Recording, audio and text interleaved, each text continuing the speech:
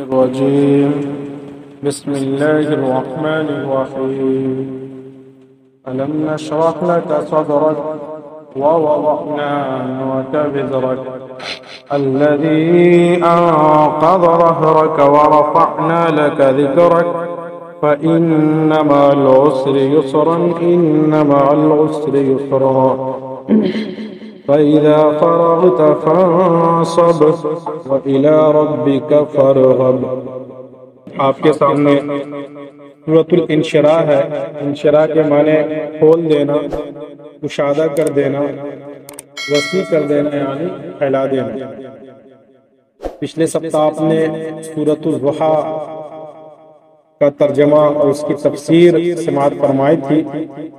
یاد رکھیں سورۃ الضحیٰ سے اخیر سورۃ الناس تک 22 صورتیں کل ہیں۔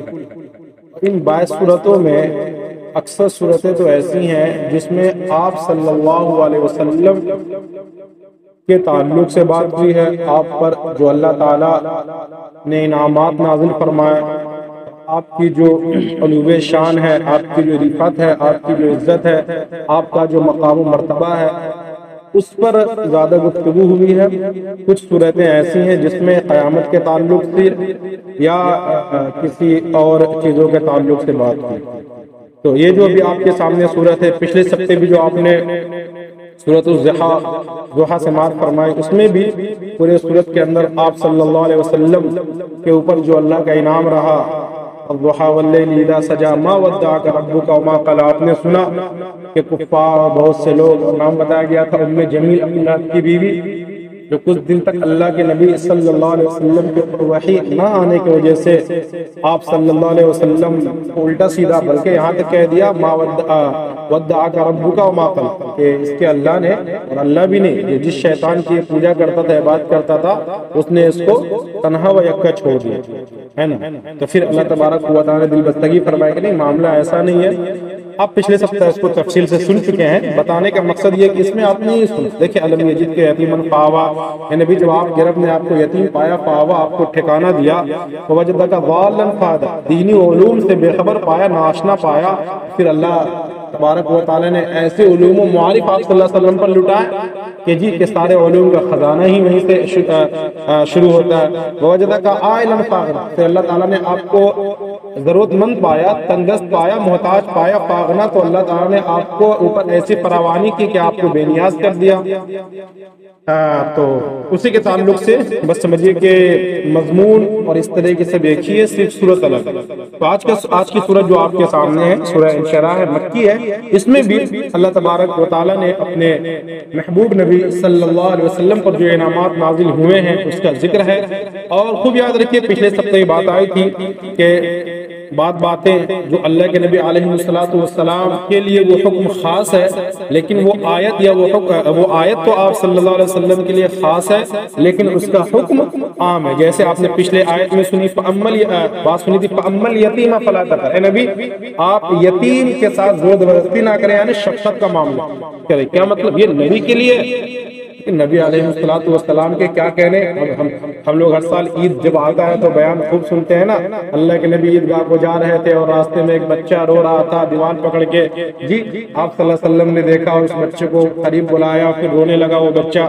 عیدگاہ میں لوگ سنے بیان وغیرہ میں یاد آ رہا ہلکا پھلکا، عادل صاحب یاد آ رہا؟ ہاں تو بھی بیان بہت چلتا ہے جو عید ہے، ارے وہ خاص طور سے عید میں، رمضان کے بعد جو عید آتی ہے نا اس میں بیان بہت چلتا ہے۔ تو پھر کیا کہ آپ صلی اللہ علیہ وسلم اس بچے کو گھر لائے، نہلایا دھلایا، اچھا کپڑا پہنا، اور عیدگاہ میں انتظار ہو رہا ہے، عیدگاہ میں لیٹ ہو رہا، کوئی معاملہ نہیں ہے، کوئی سب لوگ انتظار کر رہے ہیں۔ پریشان اس لیے نہیں ہو رہی کہ تاخیر ہو رہی ہے، پریشان اس لیے ہو رہی ہے اللہ کے نبی نہیں آئے، سب خیریت تو ہے۔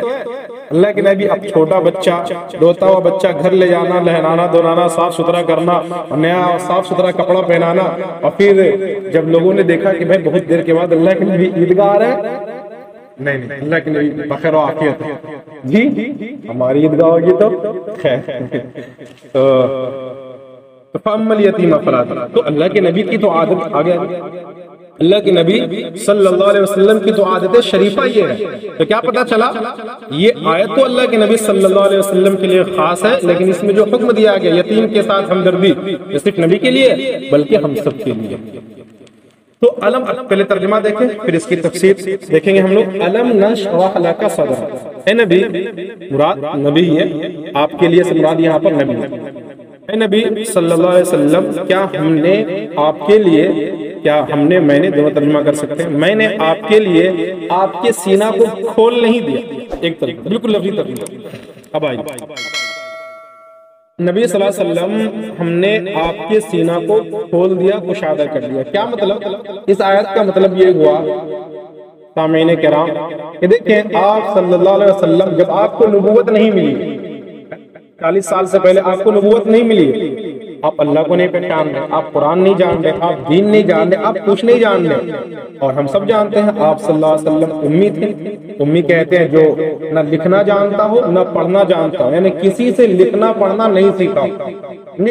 کسی سے لکھنا پڑھنا نہ سیکھا. ایک تو آدمی نہیں سیکھا پھر بھی کچھ آتا ہے، کسی سے لکھنا پڑھنا نہیں جانتا. پھر جب اللہ تبارک و تعالیٰ نے آپ کو نبوت عطا فرمایا 40 سال کی عمر میں، اور پھر نبوت عطا فرمایا، اور پھر نبوت کے بعد اللہ تبارک و تعالیٰ نے آپ پہ اوپر علم و عرفان کے خزانے کھول دیے.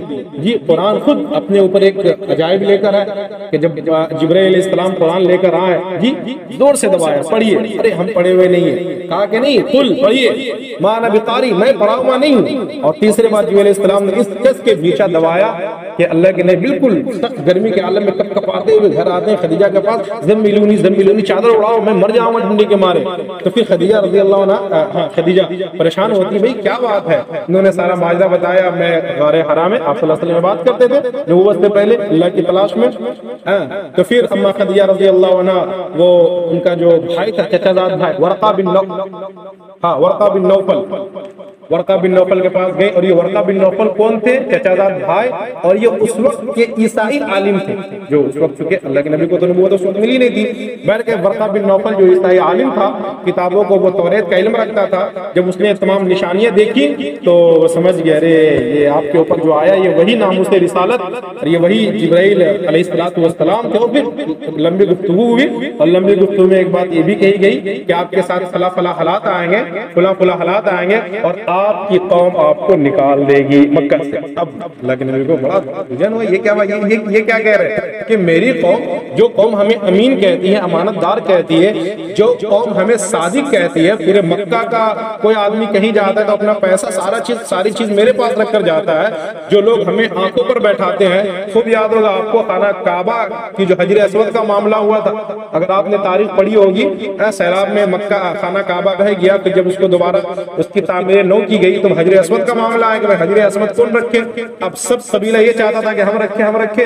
معاملہ یہاں تک پہنچا کہ لوگ کٹورا میں خون لے کر آئے، خون میں انگلی رکھ دی. خون میں انگلی رکھنے کا مطلب اس زمانے میں یہ ہوتا تھا اب مار پکا ہے نا. جب آپس میں لڑائی ہوتی تھی نا تو خون کٹورا میں لایا جاتا تھا، لوگ خون میں انگلی ڈالتے تھے. اب مار کاٹ ہوگا، اب بات سے مسئلہ کا حل نہیں ہے. یہاں تک کہ لوگوں نے کیا کہتے ہیں خون میں انگلیاں تک رکھ دی ہے نا. اور ایسے موقع پہ پھر اللہ تعالیٰ کو کرنا تھا.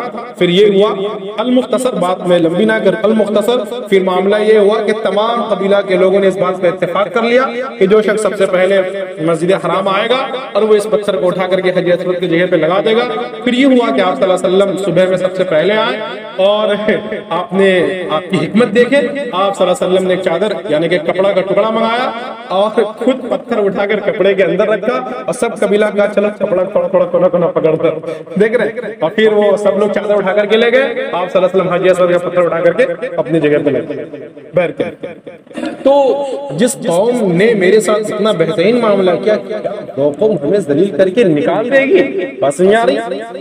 تو خیر علم نشرح لک صدرک، اے نبی صلی اللہ علیہ وسلم ہم نے آپ کے دل کو کھول دیا. کیا مطلب؟ دیکھیے اب یہ قرآن کا اترنا، اب قرآن جو آپ کے دل میں آیا یہ اللہ تبارک و تعالی نے ہی آپ صلی اللہ علیہ وسلم کے سینے کو کشادہ کر دیا، سینے کو نرم کر دیا، سینے کو کھول دیا کہ ایک انسانی دل اس کا متحمل ہو سکا کہ قرآن، جس قرآن کے بارے میں خود اللہ کہہ رہا ہے کہ لو انزلنا هذا القرآن على جبل لرأيته خاشعا متصدعا من خشية الله وَتِلْكَ الْأَمْثَالُ نَضْرِبُهَا لِلنَّاسِ لَعَلَّهُمْ يَتَفَكَّرُونَ کہ جس قرآن کی شان یہ ہے، اللہ کہہ رہا ہے کہ اگر اس قرآن کو ہم پہاڑ پر نازل کرتے تو لَرَأَيْتَهُ خَاشِعًا مُتَصَدِّعًا مِنْ خَشْيَةِ اللَّهِ، تو تم اس پہاڑ کو دیکھتے اللہ کے خوف کے مارے ریزہ ریزہ ہو. یہ قرآن ایسی چیز ہے۔ پھر اللہ تبارک و تعالیٰ نے ہم کمزور انسان پہ رحم فرمایا اور کہا وَلَقَدْ يَسَّرْنَا الْقُرْآنَ لِلذِّكْرِ، کہ اللہ نے ہمیں قرآن للذکر پڑھنے کے لیے، للذکر قرآن یاد کرنے کے لیے، للذکر قرآن سمجھنے کے لیے آسان کر جی آسان۔ تو الم نشرح لک صدرک، اے نبی صلی اللہ علیہ وسلم، کیا آپ کے رب نے آپ کے سینے کو کشادہ نے، آپ کے بہترین اخلاق، آپ کی بہترین تعلیمات، یہ سب کہاں سے ہوا؟ یہ سب کا تعلق دل سے۔ جب ایک حدیث ہے نا، آپ صلی اللہ علیہ وسلم کی ایک حدیث ہے کہ انسان کے پورے جسم میں ایک خون کا دل کیا خون کا گوشت کا لتھڑا، خون کا لتھڑا ہے، جبکہ ہے نا انسان کے پورے جسم میں ایک خون کا لتھڑا ہے، اگر وہ بہتر ہے جسدہ کلو، اگر وہ بہتر ہے تو جسدہ کلو، پورا جسم بہتر ہے، اور اگر وہ تھوڑا سا لتھڑا کا گڑبڑا گیا تو فسدہ، پھر وہ پورا کا پورا جسم کیا ہے؟ فاسد اور بیکار ہو جائے۔ اسی لیے قرآن کے اندر ہے الا من اتى اللہ بقلب سلیم، کل قیامت کے دن جب معاملہ ہوگا تو اللہ کا اعلان ہوگا، الا کہاں ہے بھائی آ جاؤ، من کون؟ اتى اللہ بقلب سلیم، کون ہے؟ جو سلامتی والا دل لے کر آیا، جس کا دل گناہوں سے، بغض سے، کینہ سے، کپٹ سے، حسد سے، جلن سے، تمام طرح کی گندگیوں سے پاک، کون ہے بھائی؟ الا الا الا من بھائی، الا حرف تنبیہ، بھائی آ جاؤ، قریب آ جاؤ، پیچھے کیوں؟ الا آ جاؤ، من کون آ جاؤ؟ اتى اللہ جو اللہ کے پاس آیا بقلب سلیم، سلامتی والا دل۔ تو ہم سب اللہ سے دعا کریں اللہ ہم سب کو سلامتی والا دل عطا فرما اور سلامتی والی عقل عطا فرما۔ عقل بھی سلامتی ہمارے بڑوں نے ہمیں سکھایا، ہم لوگ چھوٹے تھے، حضرت ہم لوگ کو سکھایا کرتے تھے کہ بیٹا اللہ سے دو چیز مانگو، سلامتی والی عقل اور سلامتی والا دل۔ اللہ یہ دونوں عظیم دولت سے ہم سب کو نواز دے۔ تو الم نشرح لک صدرک کا بات سمجھ میں آ گئی۔ اب دیکھیے یہ تو آپ صلی اللہ علیہ وسلم کے معاملہ ہوا، اب ہم یہاں بیٹھے ہے نا، یا ایک آدمی کافر ہے، وہ بیچارہ اسلامی چیزوں کو پڑھ رہا ہے اور اسلام سے مانوس ہے، لیکن اس کا دل ابھی تک گندا ہے، وہ بیچارہ اسلام لا نہیں پا رہا، کچھ نہ کچھ شکوک اس کے دماغ میں ہے، کچھ نہ کچھ شبہات ہے، کچھ سسپینس میں ہے وہ۔ اب اللہ تعالیٰ کیا کرتا ہے؟ اس کے دل کو پاک اور صاف کر دیتا ہے، مطلب اس کے دل کو اسلام کے لیے کھول دیتا ہے۔ اب چاہے جیسے بھی حالات آ جائے، ہم نے اللہ کو ایک ماننا ہے اور ہم نے لا الہ الا اللہ کی گواہی دینی ہے۔ اسی کو کہتے ہیں دل کا کھول دینا۔ ایک بہترین کام ہے، ایک اچھا کام ہے، ایک دین کا کام ہے، آپ کرنا چاہ رہے ہیں لیکن آپ کا دل جو ہے نا وہ تیار نہیں ہے، سب کچھ نہیں ہے لیکن شرع سے دل نہیں کھل رہا۔ اب کیا ہوتا ہے؟ اللہ تبارک و تعالیٰ، یہ ایک غیبی طاقت ہوتی ہے اللہ کی طرف سے، اللہ تعالیٰ آپ کے دل کو کھول دیتا ہے اور آپ کے لیے وہ کام آسان ہو جاتا ہے۔ دیکھیے جب قرآن کو جمع کرنے کی باری آئی، آپ صلی اللہ علیہ وسلم پردہ فرما گئے، اور پھر جب صحابہ کرام بڑے بڑے صحابہ جنگوں میں شہید ہونے لگے، اب معاملہ یہ ہوا کہ بھئی اگر اسی طرح صحابہ کرام شہید ہوتے رہے پھر قرآن تو ختم ہو جائے گا، نعوذ باللہ۔ پھر اللہ کے نبی پردہ فرما گئے تو ایک صحابی کے دل میں یہ بات آئی کہ قرآن کو جمع کیا جائے۔ جب یہ بات آئی تو اب صحابہ میں اس وقت تھوڑا بہت اختلاف ہوا، بھئی جو کام اللہ کے نبی نے نہیں کیا قرآن کو جمع کرنا، تو ہم لوگ کیسے کریں؟ تو پھر تفصیل ہے، اس لیے میں صرف آپ کو ہٹا رہا ہوں نا، صرف یہ شرع صدر کیا ہوتا ہے میں وہ آپ کو سمجھانا چاہ رہا ہوں۔ الغرض پھر یہ ہوا کہ صحابہ میں تھوڑی بہت دقتیں تھیں، پھر جو صحابہ کے دل میں تھوڑی بہت الجھن تھی، اب اللہ تعالیٰ نے کیا کیا؟ دل کو کھول دیا، شرع صدر کر دیا کہ نہیں بھائی یہ کام ہونا چاہیے، یہ کام ہونا چاہیے۔ اب دیکھیے اور اسی کی برکت ہے کہ یہ قرآن ہمارے پاس ہے جی۔ اب پھر ایک ابو بکر کے دور میں ہوا، پھر ایک کیا کہتے ترتیب قرآن اور جمع قرآن کا معاملہ عثمان کے دور میں ہوا، اور پھر بات لمبی ہو جائے گی اگر ہم صرف جمع قرآن پہ ہی بات کریں گے۔ آگے چلیں تو الم نشرح لک صدرک، اللہ تعالی نبی صلی اللہ علیہ وسلم، کیا اللہ تبارک و تعالیٰ نے آپ کے لیے آپ کے دل کو نہیں کھول دیا قرآن کی دولت؟ دیکھیے یہ ہم پڑھتے ہیں، یہ دیکھیے لا تحرك به لسانك لتعجل به ان علينا جمعه وقرانا فاذا قرانه فاتبع قرانا ثم ان علينا بيانه۔ جی جب قرآن جبرائیل علیہ السلام لے کر آتے تھے تو اللہ کے نبی جلدی پڑھتے تھے کہ ڈر سے کہیں کچھ چھوٹ نہ جائے، کہیں ہم بھول نہ جائیں۔ بس نہیں آ رہی؟ اللہ کے نبی جلدی پڑھتے تھے، جو جبرائیل جب آتے تھے القاء کرتے تھے تو جلدی پڑھتے تھے اور ڈرتے تھے کہیں ہم سے یاد نہیں ہو، بھول وغیرہ۔ تو اللہ کیا کہے؟ لا تحرك به لسانك لتعجل، اے نبی آرام سے ان علینا جمعه وقرانا، جی ہمارے ذمہ اے نبی، یہ ہمارے ذمہ ہے جمعہ و قرآن، کہ ہم اس قرآن کو آپ کو یاد بھی کرا دیں گے، وہ قرآن، اور اس کا پڑھنا بھی ہم آپ کے لیے آسان کر دیں گے۔ بس علم نشرح لک پہ بات چل رہی ہے کہ ہم آپ کے دل میں اس کو جمع بھی کر دیں گے، ثابت بھی کر دیں گے، وہ قرآن، اور اس کا پڑھانا بھی ہمارے ذمہ ہے۔ فَإِذَا قَرَأْنَا، بس جو پڑھا جا رہا ہے، فَاتَّبِعْ قُرْآنَ، آپ اس پڑھنے کے پیچھے اس کو سمجھیے، اور کیا کہا جا رہا ہے، جبریل کیا پڑھ رہے ہیں آپ اس کو سمجھیے اور آرام سے سمجھیے، ہڑبڑائیے نہیں۔ بس نہیں آ رہی؟ یہ اچھی چیزیں ہیں۔ اللہ تعالیٰ ہم سب کو قرآن سے محبت پیدا فرمائے، بہت پیاری چیز ہے قرآن، اللہ ہم سب کو شرف پیدا فرمائے۔ تو علم نشرح لک صدرک پہ بات اتنی آئی، من کر رہا اور بات لمبی کروں لیکن پھر وقت ہو جائے گا اور اگلی تفسیر رہ جائے گی۔ اب آگے چلیں، وَوَضَعْنَا عَنْكَ وِزْرَكَ الَّذِي أَنقَضَ ظَهْرَكَ۔ وَوَضَعْنَا، اتنی بات سمجھ میں آ گئی؟ اے نبی صلی اللہ علیہ وسلم، کیا آپ کے لیے آپ کے سینے کو کھول نہیں دیا گیا، کشادہ نہیں کر دیا گیا، وسیع نہیں کر دیا گیا، وغیرہ وغیرہ۔ وَوَضَعْنَا عَنْكَ وِزْرَكَ، اور آپ سے وزرک، آپ کے اس بوجھ کو ہٹا دیا گیا، دفعت کر دیا گیا، الذی انقض، جو بوجھ آپ کی کمر توڑ رہی تھی۔ ترجمہ سن لیے، وَوَضَعْنَا عَنْكَ، اور آپ سے آپ کے اس بوجھ کو ہٹا دیا گیا جو بوجھ آپ کی کمر توڑ رہی تھی۔ کیا مطلب؟ یہ ایک عربی کا محاورہ ہے، جیسے ہم لوگ اردو میں کہتے ہیں یار اتنا عظیم، بھائی کمر ٹوٹیا گیا، کرتے کرتے کمر ٹوٹی ہے۔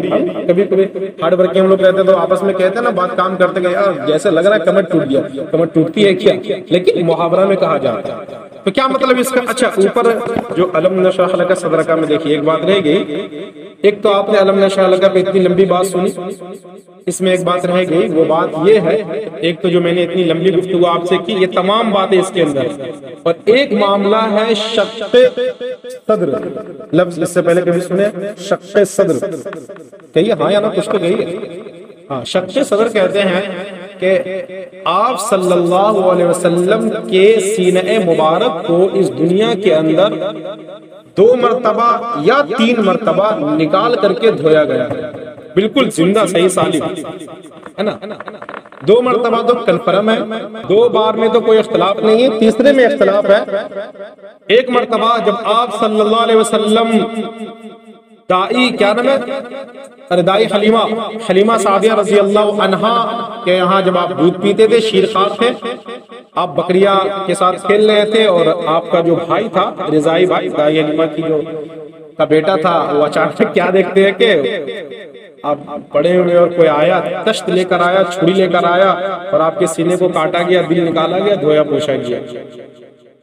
اور ایک دوسرا مرتبہ جب آپ صلی اللہ علیہ وسلم کو معراج پر لے جایا گیا، کہاں لے جایا گیا؟ معراج پر، تو پھر اس موقع پر بھی آپ صلی اللہ علیہ وسلم کے ساتھ شق کے معنی کاٹنا، صدر کے معنی دل، یعنی دل کو نکالنا۔ اور ایک تیسرا موقع جو ابو ہریرہ رضی اللہ عنہ سے مروی ہے، یہ عین جوانی کے موقع پہ ہے جب آپ صلی اللہ علیہ وسلم کی عمر 20 سال خوشنما تھی۔ تو یہ تمام باتیں ہیں علم نشرح لک صدرک میں، یہ باتیں ہیں۔ بعض علماء کرام نے تو علم نشرح لک صدرک سے عین اسی واقعے کو لیا کہ آپ صلی اللہ علیہ وسلم کے سینے مبارک کو نکال کر کے دھویا گیا، صاف کیا گیا جنت کے پانی سے اور جنت کی چیزوں سے، اور ایک دوسری تفسیر آپ کے سینے کو علوم کے لیے، معارف کے لیے، اخلاق حسنہ کے لیے، بہترین باتوں کے لیے، بہترین تعلیمات کے لیے کھول دیا۔ وَوَضَعْنَا عَنْكَ وِزْرَكَ الَّذِي أَنقَضَ ظَهْرَكَ، اس کا معنی یہ ہوا کہ ہم نے آپ کے اوپر سے آپ کے اس بوجھ کو ہٹا دیا، ختم کر دیا جو آپ کی کمر توڑ رہی تھی۔ اس کا مطلب کیا ہوا؟ بند کرو۔ اس کا مطلب یہ ہوا کہ دیکھیے، وہ کہتے ہیں جو لوگ بڑے ہوتے ہیں ان کی غلطی بھی بڑی ہوتی ہے۔ کہتے ہیں یار گندے لوگ باہر میں بیٹھے گالی گلوچ کرے کوئی فرق نہیں پڑتا جی، اور حضرت اگر گالی بک دیتا سب کا کار کھڑا ہے، یہ کیا حضرت گالی بک ہے کہ نہیں، معاملہ ہو جاتا ہے۔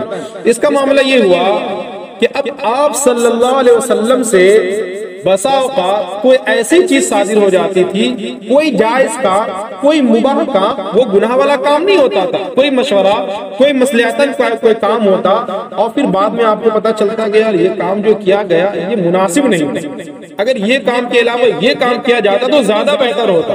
بس میاری اب یہ چھوٹی سی چوک، اور یہ چیزیں عام طور پہ ہوتی رہتی ہے نا معاشرے میں، تو اب اس کا پریشر آپ صلی اللہ علیہ وسلم اتنا زیادہ لے لیتے تھے کہ آپ کو لگتا تھا کہ ہم سے کتنی بڑی غلطی اور کتنا بڑا خطا ہوگا۔ بس نہیں آ رہی، کچھ بھی خطا اجتہادی اس طرح کی بہت سارے واقعات آپ اسی کو دیکھ لیں. جیسے ایک واقعہ ہے نا کہ بیر معونہ کہہ لیجیے، بیر معونہ کہہ لیجیے، نہیں بھاگ جائے گا، نہیں کہیے. واقعہ ہوا تھا کہ بہت سارے صحابہ کرام کو بھیجا گیا تھا. ایک قبیلہ کا کچھ قبیلہ کے لوگ ہیں، انہوں نے کہا بھائی ہم کو دین سیکھنا ہے، اور آپ کے جو بہترین قرہ ہے، بہترین قرہ مانے حافظ، اپنے انڈیا میں حافظ مانے حافظ، اور عرب میں حافظ کس کو کہتے ہیں؟ قاری یا قرہ کو. بات سمجھ آ رہی ہے؟ ہاں، چیزوں کو سمجھتے چلے.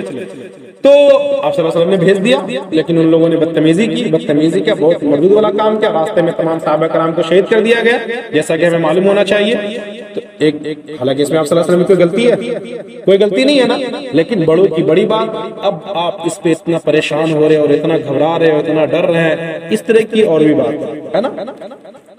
تو وَوَضَعْنَا عَنْكَ وِزْرَكَ الَّذِي أَنقَضَ ظَهْرَكَ، کہ اب اسی کو کہہ رہے ہیں آپ اتنا زیادہ ٹینشن میں آ جاتے ہیں، اتنا زیادہ فکر مند ہو جاتے ہیں، ایسا معلوم ہوتا تھا کہ جیسے آپ کی کمر ٹوٹ جائے گی. تو اسی کے بارے میں اللہ تعالیٰ کہہ رہے کہ اے نبی ان طرح کی باتوں کے لیے آپ پریشان نہ ہو، آپ گھبرائیں نہیں. ان چھوٹی چھوٹی باتوں پر آپ کا مواخذہ، آپ کی پکڑ نہیں. ایک بات.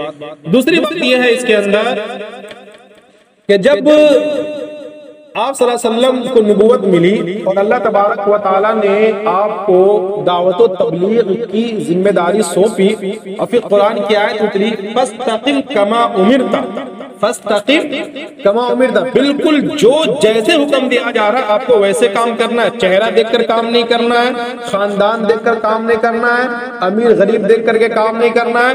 فَاسْتَقِمْ كَمَا أُمِرْتَ، کہیں ایسا نہ ہو یہ فَاسْتَقِمْ، آپ سیدھے رہیے، جمے رہیے، ڈٹے رہیے. کما امرتا، جس چیز کا آپ کو حکم دیا جاتا ہے. سرے منہ بال کے نوک کے برابر بھی انحراف نہیں ہونا چاہیے. عظیم ذمہ داری تھی نا. اب آپ صلی اللہ علیہ وسلم اس ذمہ داری کو نبھا رہے ہیں اور نبھاتے چلے جا رہے ہیں، اور ایک الجھن، ایک ڈر، ایک خوف کہ ایک عظیم دعوت و تبلیغ کی جو ذمہ داری اللہ نے ہمارے سپرد کی ہے، کہیں اس کام میں ہم سے خطا نہ ہو جائے، لغزش نہ ہو جائے، ہے نا، لغزش نہ. ایک آدمی نماز پڑھ رہا، اب اس کی دل کی، ایک تو ہم لوگ نمازی، اللہ معاف کرے جی، سر سجدے میں دل دماغ کہیں اور ہے، میں یہاں اور میرا دل سنے والا آپ سنے، میں یہاں اور میرا دل مدینے میں، تو نہیں چلے گا. ہم کو بھی یہی رہنا ہے، دل دماغ کو یہی رکھنا ہے. میں یہاں اور میرے دل مدینے میں، تو پھر گڑبڑا جائے گا وہاں. تو اب کوئی آدمی نمازی ہو، وہ نماز بھی پڑھ رہا ہو، تہجد اوابین اشراق بھی پڑھ رہا ہو اور ڈر بھی رہا ہو. ایک آدمی خوب اہتمام سے روزہ بھی رکھ رہا ہو اور ڈر بھی رہا ہو. ایک حافظی بیچارہ بہت محنت مشقت کے ساتھ محنت کر کے اور قد و کاوش کر کے تراویح بھی سنا رہا ہو، ڈر بھی رہا ہو، رو بھی رہا ہو، یا اللہ پھر بھی جو حق ہے اس نہیں ادا ہو پا رہا، یا اللہ بہتر کر دے، یا اللہ ہماری نماز بہتر کر دے. اور ایک آدمی دعوت و تبلیغ کام کر بھی رہا ہے، ڈر بھی رہا ہے، یا اللہ جو کام کا حق ہے ہم سے نہیں ادا ہو پا رہا ہے. دیکھ رہے بات سمجھ آ رہی؟ میں سمجھانے کے لیے بات کھول رہا ہوں عوام کے بیچ میں. اب اہل علم کے بیچ میں تو میں درس قرآن کر نہیں رہا ہوں کہ صرف ترجمہ کرتے جاؤ، بھاگتے جاؤ. سمجھانا ضروری ہے نا، سمجھے کہ نہیں؟ تو اب ایک آدمی اس طرح کے فکر میں پڑتا ہے، اب اللہ کو یہ اچھا لگتا ہے نا، اللہ کو زیادہ پسند. ایک آدمی وہ نماز پڑھا، جیسے تیسے پڑھا، ایسے نماز پڑھا جیسے مہین کو کھا رہی تھی، بھاگ گیا. ایک آدمی وہ جو سکون کے ساتھ، رغبت کے ساتھ، طمانینت کے ساتھ، ظاہر سی بات ہے اللہ کو کس کی ادا پسند آئے گی، بات واضح ہے نا. تو اب یہ جو فیلنگ آپ صلی اللہ علیہ وسلم کی تھی، اس کے بارے میں کہا جا رہا ہے نبی آپ اتنا گھبرائے نہیں، پریشان نہ ہو. وَوَضَعْنَا عَنْكَ وِزْرَكَ، اگر اس طرح کوئی بات بھی ہو گئی تو ہم آپ کے بوجھ کو ہٹاتے ہیں، ختم کرتے ہیں. آپ کام کریں، کام ہے نا، شرح صدر کے ساتھ کام کریں، دل کھول کر کے کام ہی گھبرائیں. وَرَفَعْنَا لَكَ ذِكْرَكَ. جی اب دیکھیں بالکل یہ ایک یہ جو بھی آپ کے سامنے یہ کیا اس کو ایک آیت ہے نا، اسے ایک آیت پہ گھنٹوں گفتگو سے، بھی جو میں آپ کے سامنے ایک آیت پڑھا نا، وَرَفَعْنَا لَكَ ذِكْرَكَ، یہ لفظ ایسا ہے کہ اس پہ لکھنے والوں نے کتابیں لکھ دی ہیں، بولنے والے نے رات ختم کر دی ہے. اور وَرَفَعْنَا لَكَ ذِكْرَكَ، اس کے اندر اتنا تنوع ہے، اتنا تصوع ہے. اس کا ایک ترجمہ یہ ہوگا کہ وَرَفَعْنَا، اے نبی صلی اللہ علیہ وسلم، ہم نے آپ کے لیے آپ کے ذکر کو بلند کر دیا. یعنی نبی کا نام ہمیشہ کے لیے کیا ہو گیا؟ بلند ہو گیا۔ اب آپ دیکھتے چلے دنیا کے اندر دیکھیں، جہاں اللہ کا نام ہوگا وہاں نبی کا نام ہوگا۔ اذان میں اللہ کا نام، نبی کا نام، اقامت میں تکبیر جو کہتے ہیں اقامت میں اللہ کا نام، نبی کا نام، خطبہ میں اللہ کا نام، نبی کا نام، وعظ میں، تقریر میں، کتاب میں، تحریر میں، یعنی کہ ایک مسلمان کی زندگی جہاں اللہ رب العزت سے متعلق ہے تو وہیں فوراً اللہ کے نبی صلی اللہ علیہ وسلم سے دور نہیں۔ اور یہ سب کے ساتھ ساتھ، ان سب کے ساتھ ساتھ جب آپ صلی اللہ علیہ وسلم کو معراج پر بلایا گیا ہے تو جب آپ ہر آسمان پر جا رہے ہیں تو ہر آسمان کے فرشتے اندر سے پوچھ رہے ہیں کون؟ انا جبرائیل۔ اچھا، اور مماک تمہارے ساتھ کون؟ محمد صلی اللہ علیہ وسلم۔ تب دیکھیے آپ صلی اللہ علیہ وسلم کا نام بلند ہو رہا ہے اس دنیاوی، یعنی یہ جو زمینی دنیا کو چھوڑ کر آسمانی دنیا، پہلا آسمان، دوسرا آسمان، حتیٰ کہ سدرۃ المنتہا تک آپ کا نام کو کس نے بلند کیا؟ اللہ نے بلند کیا، اور قیامت تک یہ نام بلند رہے گا۔ اور قیامت کے بعد بھی جب تمام لوگوں کے ساتھ انبیاء بھی حیران و پریشان ہوں گے، اور وہاں بھی اللہ تبارک و تعالیٰ اپنے نبی کو یہ افتخار بخشے گا، یہ عزت بخشے گا کہ سارے نبی تو نفسی نفسی کہیں گے اور یہ نبی امتی امتی کہیں گے۔ وَرَفَعْنَا لَكَ ذِكْرَكَ، آپ غور کریں، یہ لفظ رفع کے معنی بلند کرنا، اٹھا دینا۔ کچھ اور بھی باتیں کہی جا سکتی تھی، ہم نے آپ کو عزت دیا اور ہم نے آپ کو مرتبہ دیا، سب کچھ کہا جا سکتا تھا، لیکن اور اسی کو سورۃ النون والقلم، سورہ نون کے اندر اللہ نے بڑے عجیب و غریب، قرآن تو اللہ کی کتاب ہے، اِنَّكَ لَعَلَىٰ خُلُقٍ عَظِيمٍ، جی کہ آپ کا اخلاق جو ہے نا وہ بالکل آخری درجے پر ہے، آخری درجے پہ آپ۔ اور ایک جگہ آپ صلی اللہ علیہ وسلم نے کہا انما بعثت لأتمم مکارم الاخلاق، کہ میں پیدا ہی کیا گیا ہوں بہترین، جو بہترین سے بہترین کیریکٹر، اخلاق حسنہ ہو سکتے ہیں، میں اسی کو پھیلانے کے لیے، فروغ کے لیے پیدا خیر۔ تو وَرَفَعْنَا لَكَ ذِكْرَكَ، اب آپ سوچتے چلے یا آپ کوئی بھی دینی مجلس ایسی ہے جہاں قرآن کے بعد نعت نہ پڑھی جاتی ہے، وہ چاہے جس طرح سے پڑھی جائے، ہے نا، اور اگر کوئی ایسی مجلس کو، بلکہ دعا جو ہم مانگتے ہیں، دعا کا معاملہ یہی ہے کہ جب دعا مانگنے کا آداب اور طریقہ یہ ہے کہ پہلے اللہ تبارک و تعالیٰ کی بڑائی، کچھ بھی تسبیح پڑھ لے، ذکر کر لے، اور کچھ بھی جو اللہ وہ کلمہ جس میں اللہ تبارک و تعالیٰ کی بڑائی ظاہر ہے، اور پھر آپ صلی اللہ علیہ وسلم پر درود بھیج لے، پھر اللہ سے دعا مانگے۔ وَرَفَعْنَا لَكَ ذِكْرَكَ، اب اس پر لکھنے والوں نے خوب لکھا، شعراء نے شاعری کی ہے نا، اور خطباء نے اور واعظین نے وعظ کیا ہے، مقررین نے تقریر پیش کی وغیرہ۔ وَرَفَعْنَا لَكَ ذِكْرَكَ، ایسی ہی ویڈیوز پانے کے لیے ہمارا چینل زندگی بناؤ کو سبسکرائب کریں۔ ایسی ہی ویڈیوز پانے کے لیے ہمارا چینل زندگی بناؤ کو سبسکرائب کریں۔